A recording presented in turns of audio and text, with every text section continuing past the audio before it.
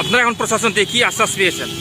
এখন ডিসি সাহেব বলছিল আমাদেরকে রিসিভ কপি দিয়েছিল, আর এরা অফিসে যোগাযোগ করিয়া আমাদেরকে যত তাড়াতাড়ি ব্রিজের পানি ঢেলে সুব্যবস্থা করবে বলে আমার আশ্বাস দিয়েছিল। আর যদি না হয় আমরা দ্বিতীয়বার এরকম করবার লাগে, এইভাবে রাস্তা অবরোধ করবার লাগে অনুমতি দিয়েছিল।